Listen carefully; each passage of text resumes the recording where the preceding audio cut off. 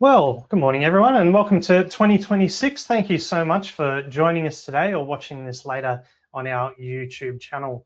We kicked off our webinar series at the end of last year with some great feedback. So thank you so much to everyone who joined at that point in time. We're really excited now to start running through a bunch more webinars this year. So if you have any ideas of what you'd like to see in these webinars, please let us know. Today is a really interesting one. Today we're talking all about gas safety checks. So we're going to have a quick look at the legislation, what a gas safety check actually includes, as well as what it doesn't include, because there's a bit of misconception around there about what we're required to do, or any provider is required to do once we're out in the actual property as well. We're going to introduce you to Shannon, who's our gas plumbing supervisor. I'm going to go through some of the most common questions for him. That'll make up the bulk of the webinar today. So if you do have any questions, you can actually ask questions through the question requirement in the GoToMeeting. Please pop your questions in there. If we have some time at the end, we'll try to get to them. If we can't get to them live during this session, we will send a response out to you after the webinar. So to finish off, we'll also go through a couple of the PM obligations that are required around these gas safety checks, and then we'll answer all of your frequently asked questions. So let's very briefly talk about the legislation. It was introduced as a safety measure for people in their homes. There was a number of different instances that had happened over history where renters in a property had either been injured or unfortunately even passed away due to issues with gas appliances in a property. So they can be quite dangerous. And the legislators wanted to make sure that that wasn't something going forward. We wanted to make these properties safe. A majority of people here in Victoria do rent properties. There's quite a large number of rentals, and that's the same around Australia as well. So we want to make sure that that home is nice and safe for them as well. Now, that's why they're important. It's all about the safety of the people that are living in these homes. We don't want the liability to come back as well. So it's also about just making sure that everything is serviced and working well. The legislation, I'm sure you're pretty aware of now, but if you are looking for further information in this, and we will send this link out afterwards, please have a look at the Residential Tenancies Act. That gets updated quite regularly. So there has been new parts that have been added into that since you may have looked at it last time. So it's well worth having a quick look at that again. All right, so just in broad terms, what is a gas safety check? So here at Taskforce, when we're required to go out, there's a number of questions that we have to answer that the ESV, Energy Safe Victoria, and also the Gas Plumbing Board and Consumer Affairs have actually put into this particular safety check. So we go through all of those questions as part of the check, and they're relatively clear in what is required. But to put it simply and put it in simple words, we're there to check all of those gas appliances. That could be a gas heater, a hot water system, or cooking appliances such as a cooktop or a stove. We're also there to check the lines that are in the house and make sure that all of those gas lines and the gas supply to the house, whether that be through a main supply and a gas meter or LPG tanks, is also working absolutely fine and up to safe standards. So a few of the things that we're checking, and we'll send this slide out to you. We'll send all of these slides out to you afterwards, actually. These are some of the main things, but not an extensive list of what we're checking and what is included in the check. So appliance isolation valves, to be able to isolate a particular appliance and make sure that someone can work on that safely if there's an issue. Appliances and their components, to make sure that they're accessible. Gas appliances have to be serviced quite regularly. In fact, there's even some servicing that's included as part of the requirements of the gas safety check. So we need to be able to service all of those appliances. And in that regards, they have to be accessible. We'll talk a little bit more about that later on. We're also checking things like clearances from appliances to combustible surfaces. The main one that you're probably aware in this is a cooktop to a range hood. We're going to get into that a little bit when we bring Shannon on, because that's actually a really interesting space that has a lot of variance depending on when the property was built and when that installation was actually completed. We've also got to check for adequate ventilation. Now that means getting the right amount of air into the gas appliance to actually work correctly, but also where the air that goes out of the system is being ventilated. So generally through a gas flue there's a lot of regulations around where that gas flue is located so that the bad gases that are going out of that particular unit aren't going back into the house or into someone else's house or a backyard area that's being used quite regularly. A big one that's come in recently is making sure that gas appliances are restrained from tipping over. So if it's a standalone oven, it has to have a restraint on the back of it. Like I mentioned before, with the ventilation, we're also checking the flue systems, so making sure they're set up in the right areas. And for a number of things, we also have to check the evidence of the certification. Now, we do, of course, do a pressure test on the actual gas meter and the gas lines. And if your property is supplied by LPG, if you're out in the country, then that's something we will check as part of that as well. And as I mentioned before, there are some servicing requirements that are in the gas safety checks. We're going to go through that again a little bit in more detail once we bring Shannon on board. Now, there's a few misconceptions about what is and what isn't included. So let's go through a couple of things that are not included in the gas safety check. So there's no requirements in the legislation for us when we're there doing the safety check to conduct any repairs or maintenance on those appliances. Remember, we're there to make sure that it's safe. So we will have to leave the property in a safe condition. Sometimes that means we may have to cut the appliance or even potentially cut the gas to the property, which brings us to gas leaks. So when we have to identify that a gas leak is there at the property, but there's no requirement to actually locate the gas leak. And the reason for that is because a gas leak can take anywhere from 5 minutes to 5 hours to find. They can actually be really, really tricky. So again, we're going to leave the property safe. We're going to let you know that there's a gas leak there, and then we're going to give you some information about how we can go forward with that. We're going to obviously here at Taskforce send you a no obligation quote for the works that are provided, that are required, to make sure that it is all completely safe. Right, now I'm going to introduce Shannon to you. So Shannon Dennis is our gas plumbing supervisor. Welcome, Shannon. Thanks for joining us here on the webinar today. Pleasure. Now, we're going to go through a bunch of questions with Shannon, talk about the main areas that fail safety checks, what are safe but non-compliant issues, which is a relatively new area that we're allowed to use these days in the reports. We're also going to go through some clearances with cooktops, the gas leak protocol that we have here at Taskforce, and then talk a little bit more about gas leaks and why we can, what we do when we cap off either a property or an appliance. Now, to get this started though, Shannon's given us some really, really good data around what is actually failing the most. So we want a little bit of your input in here if we can. So I'm about to put a poll up on the screen for you. So the question we have today is, what do you think is the most common issue found to be non-compliant in our gas safety checks? So I'm going to leave this up for 30 or 40 seconds. If you can jump on and vote in there, got a couple of options there. So restraining of freestanding cookers, leaking of the pressure and temperature relief valves, that's the PTR valve on the hot water system, strapping on heater flues, especially ones in the rooftop, if that's missing, carbon monoxide leaks, or gas leaks. What do you think we see here mostly at Taskforce? What are the main issues that would fail on your reports? All right, we'll give that about another 5 seconds for anyone else to quickly vote on there. All righty, so let's share the results. So most people, Shannon, think that restraining of freestanding cookers, the number one thing, leaking pressure relief valves and gas leaks.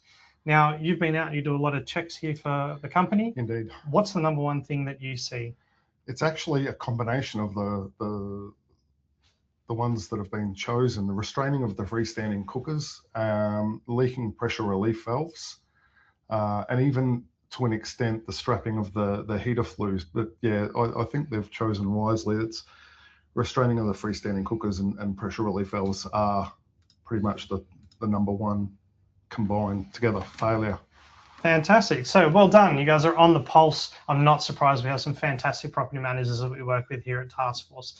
So Shannon, let's go into those a little bit more detail. So the pressure and temperature relief valve, you can see on the screen here, figure A, we've got a picture of that valve there. What are you actually looking for and what fails in this particular instance? Okay, so with the pressure relief valve, it's made to discharge water if the tank gets over pressure or over temperature.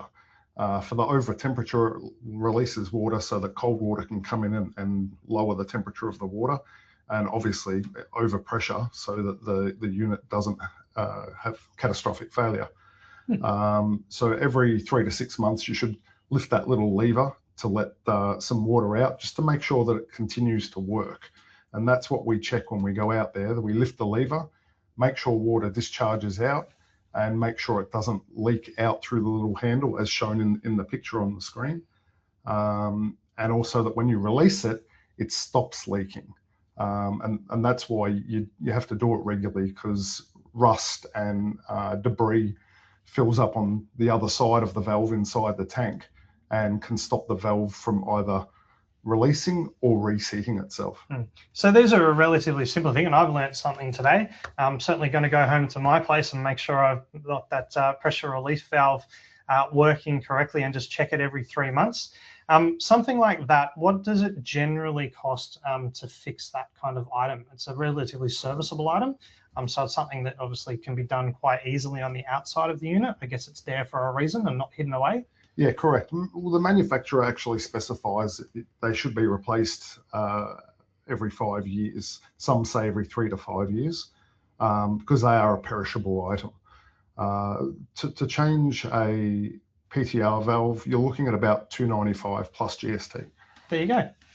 So not an overly expensive fix, something that's simple and really good to do, because it is a safety issue. Obviously, you don't want your tenant going out there, pulling on that and making sure it's working, and then scalding themselves and burning themselves on their hands. Another one that was picked up in the poll there was the strapping of the heater flues. And you can see a strap here on a heater flue that's in a roof space in figure B here. So you find a lot, Shannon, that these are actually just not there at all. Correct. I would say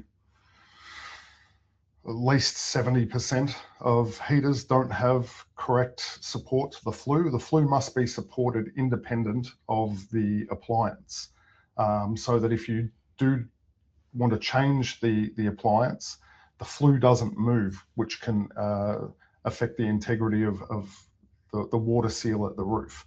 It also is because if the flue does fail for some reason, it rusts or what have you, it doesn't fall over in the roof and start a fire, because even though there's no flames coming out of it, the hot gases do dry out the timbers and cause fires.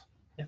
So a fair few reasons there why you want to make sure that that strap's in place. Appliance restraints. So this is one that came in a little bit more recently, especially for standalone gas cooktops. And this was quite a bit of a sad story, but tell us why this one's come in. Okay, this one came in due to a child standing on an open oven door and hot oil that was on top of the cooktop actually falling and splashing on the child and causing quite some damage. As someone who's personally suffered some really bad burns when I was a kid, I know how bad that can be and how long the recovery can be in hospital. So that's something that we're trying to avoid there. You don't want that happening. And of course, the other two things that we can find from time to time, but thankfully we don't see them as often, are things like carbon monoxide leaks and then gas leaks in the property. How are you testing for a carbon monoxide leak? Okay, so for carbon monoxide leaks, you turn the appliance on, and you let it run for 5 minutes so that the flue heats up adequately, which actually creates a vacuum to pull the exhaust gases out of the appliance. Once it's been running for 5 minutes, then you can take a carbon monoxide tester around and test the different outlets, whether they be in the floor or the ceiling, or if it's a wall furnace or space heater, it's in front of the appliance where the hot air comes out of it. No worries. And gas leaks on the property. So we do a test where it's called a pressure drop test. Is that correct? Yeah. What are you looking for in those tests? Okay, so we pump it up to 1.5 times the operating pressure. We disconnect the meter, put on a test tee, pump it up, and then we wait 5 minutes to see if that pressure drops. If that pressure drops, it indicates there's a leak somewhere. The pressure's getting out. Yeah, that's how you test for it. Wonderful. Okay, so some really good information there about the main areas that fail. But something that came in last year was the ability for us to mark a report as safe but non-compliant.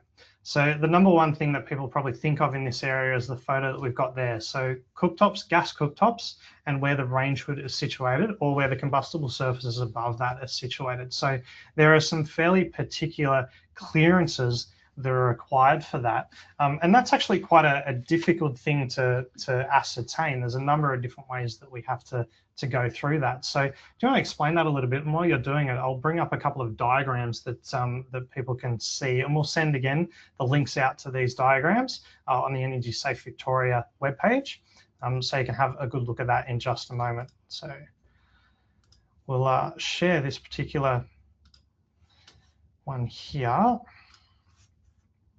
Alrighty, now that should come up for everyone in just a second. So we're looking here at an existing insulation of a gas cooktop and a range hood. So that's the one we come across most often. What's the clearance that you have to have in between those, and how can that vary? Okay, this is the tricky one. So that measurement there, is measuring from the appliance to the range hood. Now the issue is, depending on the year that it was installed, that determines the distance from where you measure it on the cooktop. At different times, they've had you measure it from the highest point of the highest burner, from the top of the trivet, which is where you put your pots and pans, and also from the hob, which is the whole top of the unit. And depending on when it was installed, that changes where you measure it from. So if you don't know when the kitchen was installed, or when it was updated, it's really hard to determine whether it meets the standard. Now, you can't retroactive apply regulations. Like the new regulation is actually 650 mil from the trivet to the range hood. You can't then apply that to all the others and just say, well, they don't meet it because it's not 650. It's determined by when it was installed. And there's some information here, which is some generic information, which then goes in, we have to go into in a little bit more detail in the checks. But with existing ones, we're generally looking for a clearance of 600 or more. And again, we have to measure that at a different point, as you've just heard, depending on when that property was built or when that appliance was installed. And it's also slightly different for an exhaust fan. So if you have an exhaust fan over the top rather than a range hood, it's a further distance. Yeah, correct. It's 750 mil. And does it also have the measurement for, no, it doesn't. Okay, so there's another measurement which is from any surface. So from a non-combustible surface, the absolute lowest distance you can have from the burners is actually 450 mil. That's like if you've installed the freestanding cooker in an old chimney area in the old kitchens, and you have the concrete or brick hearth that goes over the top. Well, that's 450 minimum clearance. There you go. So a fair bit of information there. We'll send out a little bit more information for that as we go as well. So after this, you'll see a little bit more information. Now, I'm just going to reset the screen that we're sharing here so that it works perfectly for everybody online.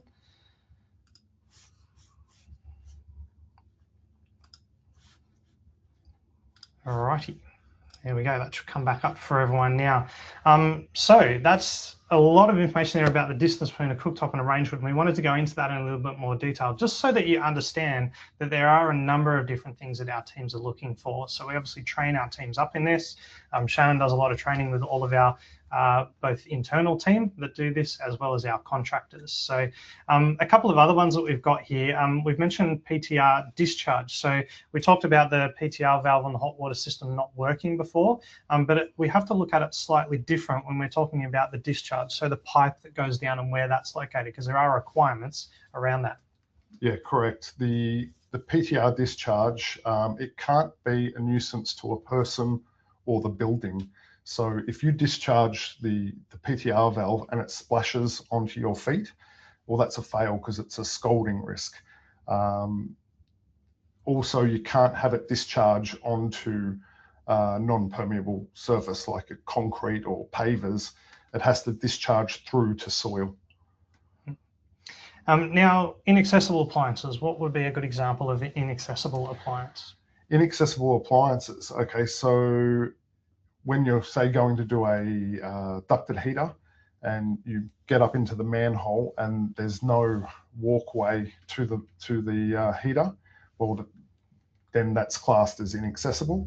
Along with that, there's if your ceilings are too high, because what the standards state is it must be accessible by a standard 6-foot A-frame ladder. So if you're having 3.4 meter ceilings, the old 12-foot ceilings, it's inaccessible. You have to provide a different form of access. So there you go. So really interesting. So gas heaters in a ceiling space, I think, is the one that I probably see and get the most questions on from all of my property managers. So you can see up on the screen at the moment, we've actually got a visual of what's required for that walkway. So you can see that there is a requirement for the size of the walkway going from the manhole or the access to the roof all the way through.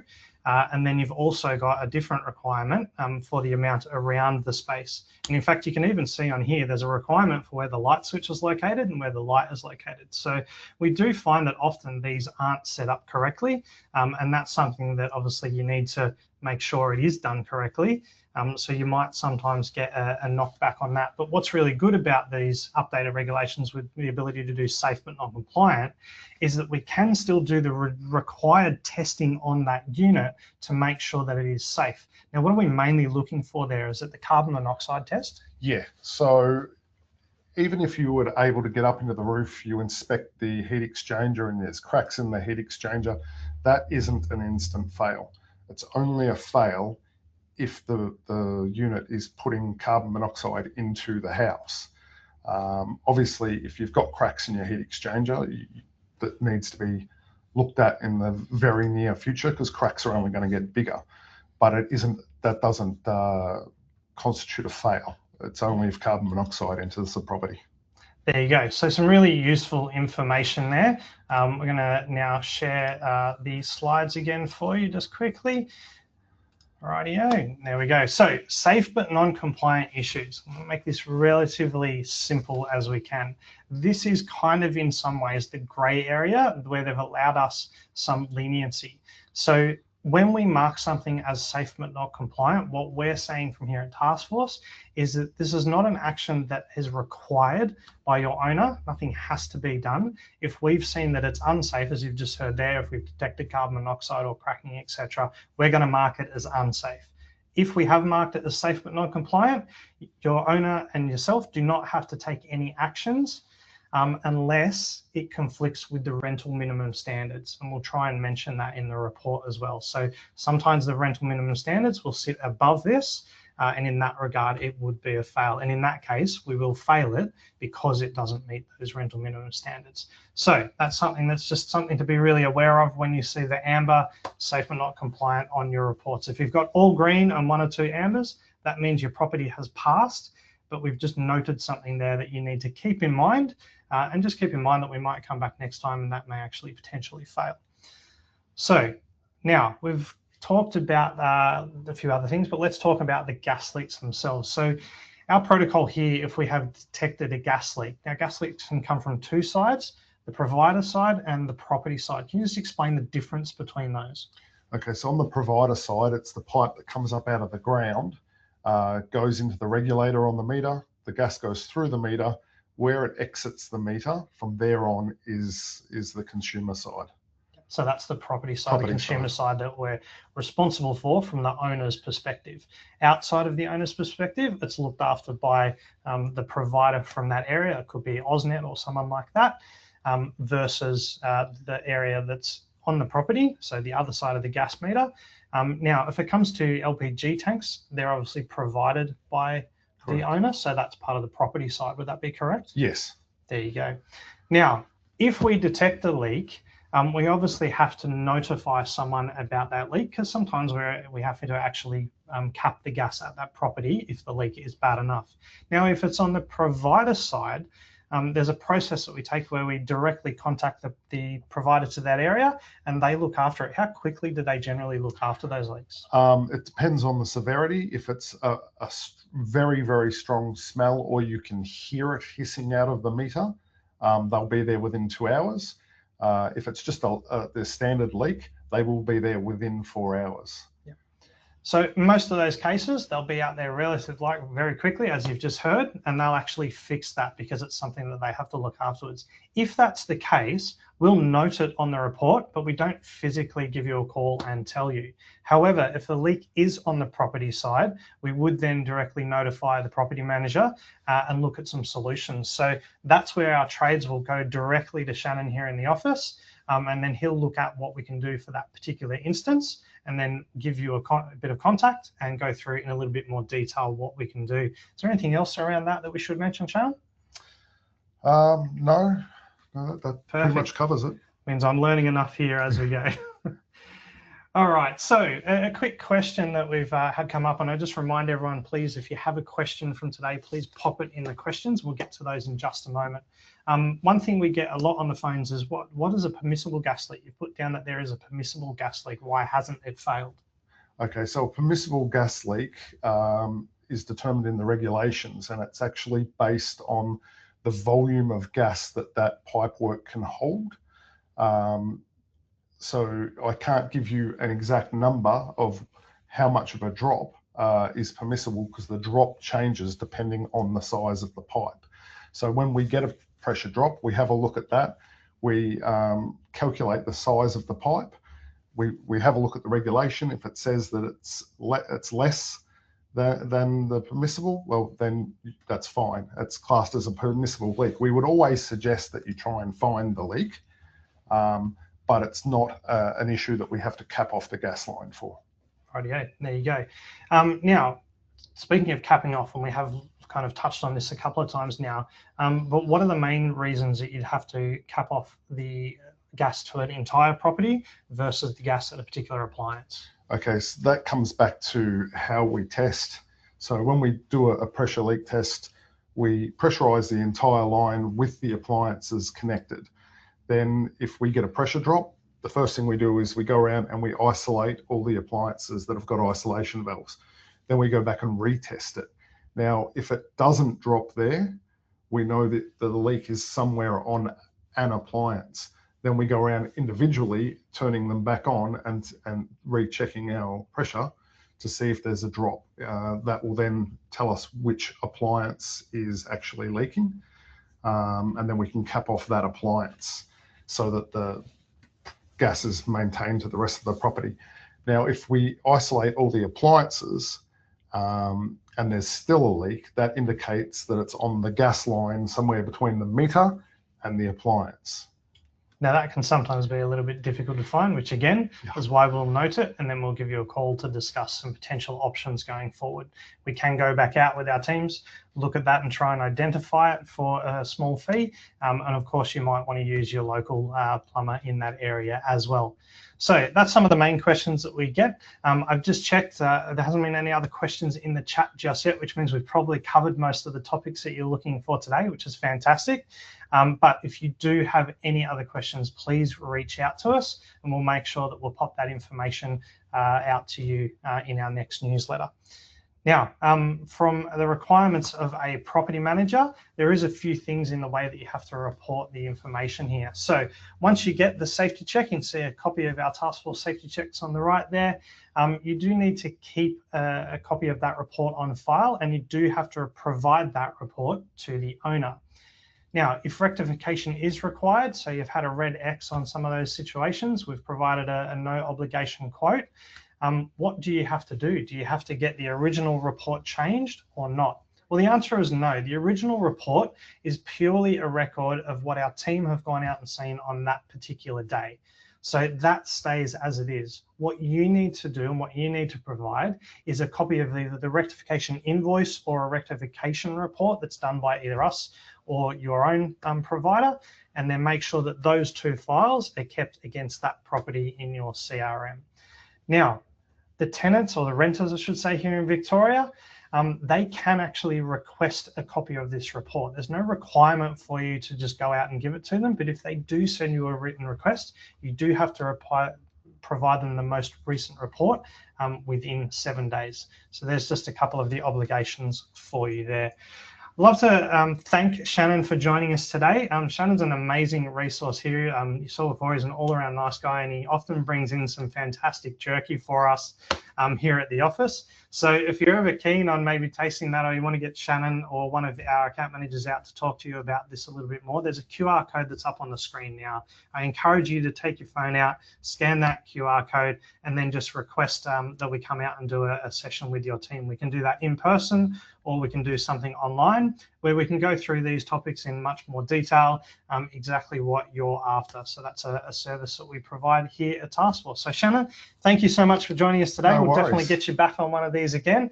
And everybody out there, thank you so much for joining us for our gas safety check webinar. We hope you got some fantastic information out of this today, and we would look forward to seeing you join us again shortly for the next one. We'll try and do another one early in February. We're going to do these each month. So if you've got something that you want to see, whether it's something about the electrical safety check, or you want us to deep dive into things like gas leaks and how we find them and all that kind of stuff, please let us know. We're here to provide as much information for you. So thank you very much for joining us. On behalf of the whole team here at Taskforce, we hope you're having a happy new year and you're enjoying getting back to work. So thank you, everyone. We'll send out a copy of these slides afterwards, and we'll see you for the next one.